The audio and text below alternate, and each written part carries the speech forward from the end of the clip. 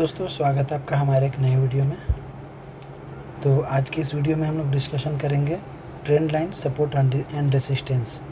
और trend line के बारे में जो डिस्कशन करेंगे या फिर सपोर्ट एंड रेसिस्टेंस के, तो वो लैगिंग नहीं, फॉरवर्डिंग, यानी कि आने वाला जो सपोर्ट रेसिस्टेंस होगा या फिर ट्रेंड लाइन होगा, हम लोग ट्रेंड लाइन उसके बारे में डिस्कशन करेंगे कि अगर मार्केट देखिए, सबसे पहले हम लोग शुरू करते हैं टॉप डाउन एनालिसिस क्या होता है।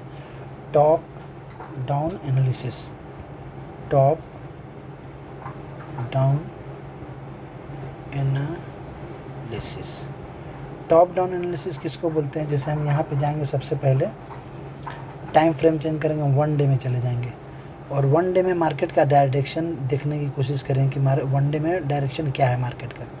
तो देखिए वन डे में जो डायरेक्शन था वो क्लियर अप ट्रेंड दिख रहा था। यहाँ पे देखिए ये back to back green candle बना रहा था। इस सपोर्ट पे मार्केट जब भी आ रहा था रिट्रेस करके ऊपर चला रहा था, जब भी आ रहा था रिट्रेस करके ऊपर चला जा रहा था, यहाँ तक गया, फिर रिट्रेस करके नीचे आया, फिर अपने हाई को, प्रीवियस हाई को क्लोज करके ऊपर गया। और यहाँ पे देखिए कितना बड़ा एक मारूबुजू कैंडल बनाया है। इसको मारूबुजू बोलते हैं। ऊपर में विक है और पूरा कंप्लीट बॉडी है। यानी कि आज क्या है कि ये बहुत हेवी सेलिंग में चला गया मार्केट। तो हेविंग सेलिंग में जब मार्केट चला जाता है तो क्या पता चला मेरे को, यहाँ पे कौन सा सेंटीमेंट निकल के आया, मार्केट डाउन ट्रेंड में है। इतना बड़ा अगर ये है तो एक फॉलो अप कैंडल भी यहाँ पे आना चाहिए। फॉलो अप कैंडल बोलते हैं, जैसे मान लीजिए एक ग्रीन कैंडल बना तो इसके बाद में एक ग्रीन कैंडल बन रहा है, इसको बोलते हैं follow up candle. Follow up, अगर एक रेड बना और नीचे में एक रेड बन गया, इसको बोलते हैं फॉलो अप कैंडल। तो इस तरीके से क्या समझ में आया हमको कि मार्केट क्लियर यहाँ पे डाउन ट्रेंड है। तो टॉप डाउन एनालिसिस में ये डे पे चले, सबसे पहले डे पे चले जाएंगे, उसके बाद में चले जाएंगे यहाँ पे 4 घंटे पे। तो 4 घंटे पे विदाउट एनी रिट्रेसमेंट, यानी कि जितने भी इसमें बायर लोग घुसे होंगे, इस ट्रेंड लाइन पे जितने भी बायर घुसे होंगे, यहाँ तक का स्टॉप लॉस खा गया। इस स्विंग, इसको स्विंग बोलते हैं। इस स्विंग के नीचे जितने भी स्टॉप लॉसेस होंगे इस कैंडल में खा गया मार्केट।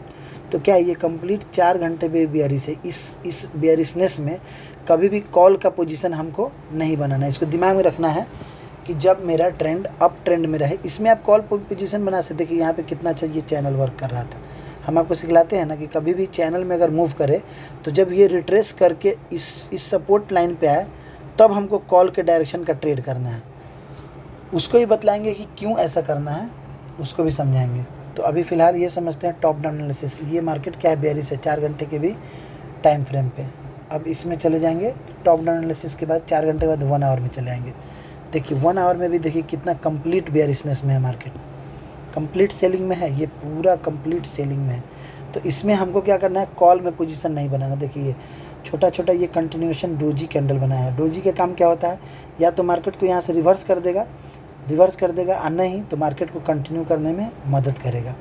तो ये डोजी कैंडल बना के नीचे आ रहा है। तो इसमें क्या रहेगा कि हमको कभी भी कॉल साइड में ट्रेड नहीं लेना। अब देखिए होता क्या है दोस्तों कि यहाँ पे ये बैक टू बैक जो इतना रेड कैंडल बना रहा है, तो 1 आवर के बाद में कहाँ चले जाएंगे, 30 मिनट पे, फिर उसके अंदर 15 मिनट पे, फिर 5 मिनट पे या फिर 1 मिनट पे। 1 मिनट पे नहीं जाएंगे, 5 मिनट पे ही एंट्री एग्जिट हमेशा 5 मिनट पे ही होता है। तो अब देखिए दोस्तों, ये था टॉप डाउन एनालिसिस।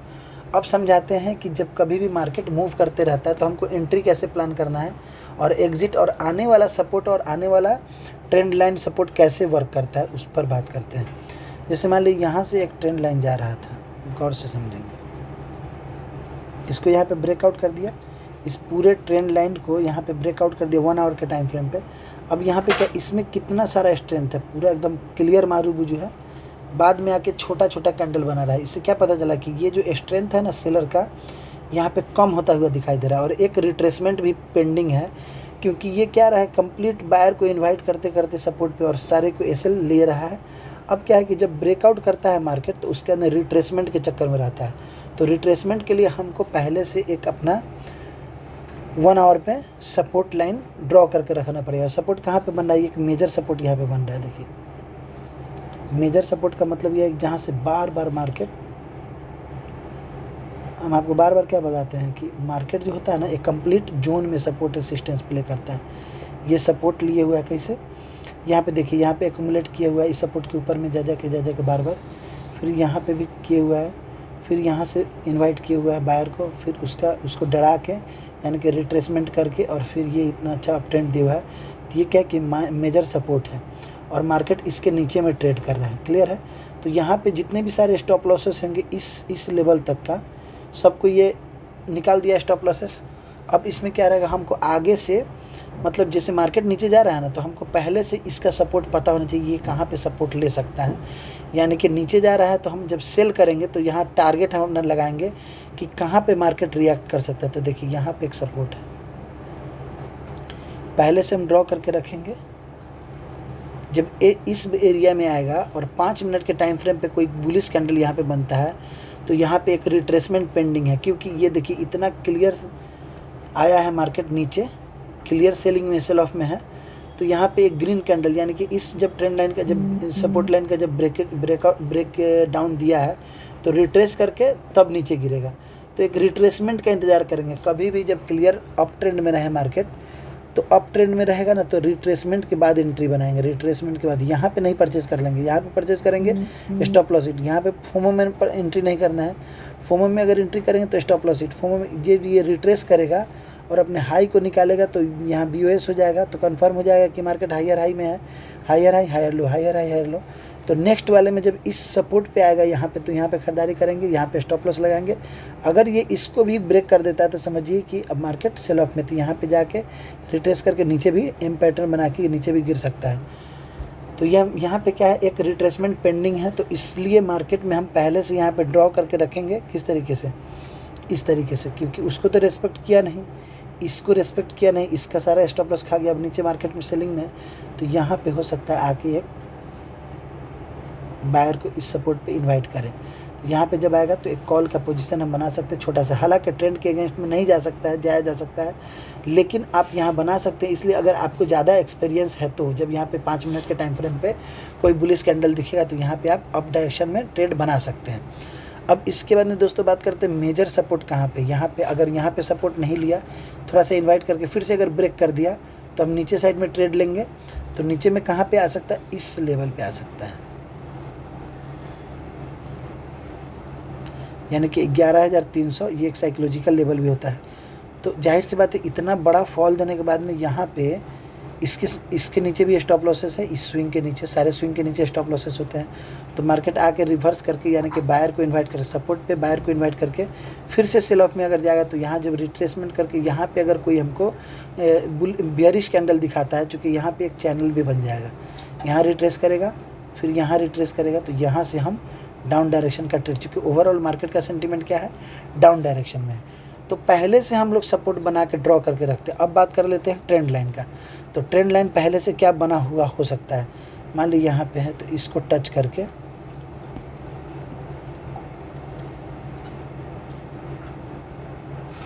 देखिए ये कंप्लीट जोन हो गया ऐसे। अब यहाँ पे जब यहाँ पे मार्केट आएगा तो हो सकता है, चूँकि ये ट्रेंड लाइन यहाँ से भी जा रहा है एक तो यहाँ पे हो सकता है सपोर्ट लेके यहाँ पे ग्रीन मोमेंट बनाए, यानी कि इस पर क्या करेगा, बायर को इनवाइट करेगा। या फिर इतना सेल ऑफ के बाद में ओवरऑल तो मार्केट सेंटीमेंट अपर ही है ना, तो हो सकता है यहाँ पे जाके और फिर यहाँ से अप में चला जाए। तो इसी को मूव को कैप्चर करना रहता है। तो अब देखिए अगर ये अप में चला जाता है तो हम क्या करेंगे, सिंपली अगर मान ली यहाँ पे अगर हम अप डायरेक्शन में ट्रेड लिए हुए हैं, यहाँ पे मेरा स्टॉप लॉस है, अगर थोड़ा ऊपर में गया रिट्रेसमेंट तो यहाँ पे भी उसको एक रेसिस्टेंस मिल जाएगा, ये वाला एरिया, तो यहाँ पे बुक कर लेंगे। अगर यहाँ पे थोड़ा सा रिट्रेस करके फिर अगर इसको भी ब्रेक कर देता है तो ये क्या हो गया, हायर हाई पोजीशन में जा रहा है। फिर रिट्रेस जब करेगा यहाँ पे ब्रेकआउट करके और यहाँ पे रिट्रेस करेगा तो यहाँ पे भी हम कॉल के लिए ले सकते हैं। अगर ये नहीं गया, नीचे आ गया, तो यहाँ पे मेरा स्टॉप लॉस चला जाएगा। तो स्टॉप लॉस के बाद हमको समझ में आया कि मार्केट कंटिन्यू करेगा सेलिंग वाले। तो इसी तरीके से इसमें ट्रेड किया जाता है, यानी कि कहीं पे भी, जैसे मान लिया अगर आपका ये एंट्री पॉइंट है कॉल में, तो ये आपका स्टॉप लॉस है। अगर मार्केट आपके डायरेक्शन में थोड़ा सा जाके अगर नीचे चला जाता है तो हम यहाँ पे निकल जाएंगे, सिंपल सा बात है। इसको एक्सटेंड नहीं करेंगे, बढ़ाएंगे नहीं, घटाएंगे नहीं, कुछ भी नहीं। एक बार एंट्री हो गया, बढ़िया से एनालाइज कर लेंगे। एक बार एंट्री हो गया, यहाँ पे स्टॉप लॉस है, यहाँ पे टारगेट है, डेट्स इट। या तो अब टारगेट लेना है, नहीं तो स्टॉप लॉस लेना है। एक चीज़ और मैं दोस्तों आपको बताना चाहता हूँ कि जैसे बीच में क्यों नहीं निकलना चाहिए। जैसे मान लीजिए अगर यहाँ पे मेरा स्टॉप लॉस है 1000 का,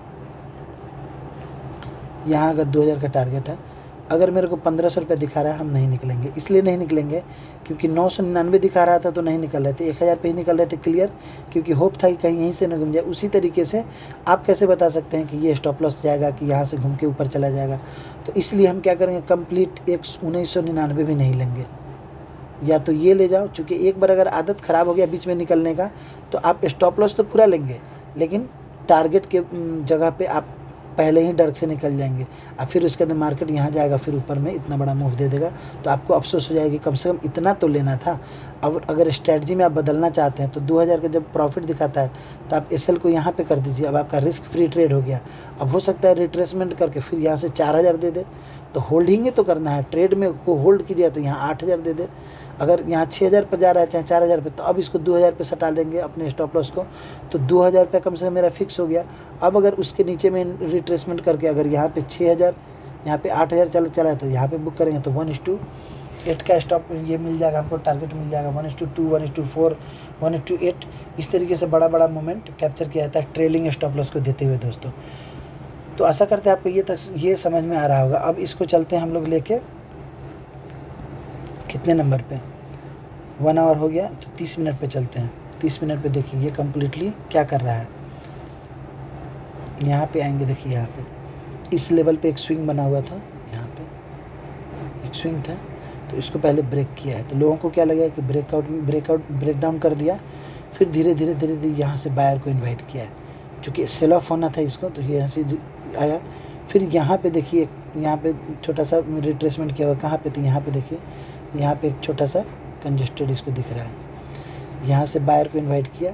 चूँकि कभी भी मार्केट एकाएक ऐसे ही से नहीं डुलता है ना, ऐसे जाएगा रिट्रेसमेंट कर करके डुलता है। तो यहाँ पे हुआ, फिर उसके अंदर क्लियर सेंटीमेंट दिखिए कि मार्केट सेल ऑफ में है। फिर यहाँ पे आया, फिर यहाँ पे देखिए सपोर्ट पे आने के बाद में फिर ग्रीन कैंडल बनाया, थोड़ा बायर को इन्वाइट किया। लोगों को क्या लगेगा कि अरे यार इतना तो सेल ऑफ हो गया, अब कितना होगा, बस यहाँ से फिर से कॉल में पोजीशन बना लेंगे, यहाँ एसएल लगाएंगे। देखिए इस कैंडल में सबका एसएल चला गया। फिर अभी यहाँ पे क्या है कि देखिए इसके डिफरेंस को, ये दोनों ग्रीन कैंडल के डिफरेंस को और ये दोनों ग्रीन कैंडल के डिफरेंस को, ये नज़दीक हो गया। तो अब हो सकता है यहाँ वाला सपोर्ट ले ले, लेकिन फिर भी अगर सपोर्ट पे अगर हम ट्रेड करेंगे, सपोज कि हमको लगा कि अब यहाँ से मार्केट थोड़ा ऊपर जाएगा, तो हम छोटा एसएल लगाएंगे बिल्कुल, कि अगर मेरा लॉस भी हो गया तो छोटे में ही निकल जाएंगे। अब उसमें होप नहीं करने लें कि यहाँ से घूमेगा तो यहाँ पे भी एक सपोर्ट है, उसके अंदर यहाँ पे भी एक सपोर्ट है, यहाँ से कहीं घूम जाएगा। कहीं कोई वाला काम नहीं किया जाता है, चूँकि कहीं कोई वाला काम कीजिएगा तो पता चलेगा कि थोड़ा सा अगर नहीं समझ में आ रहा है तो बड़ा लॉस देना पड़ जाएगा।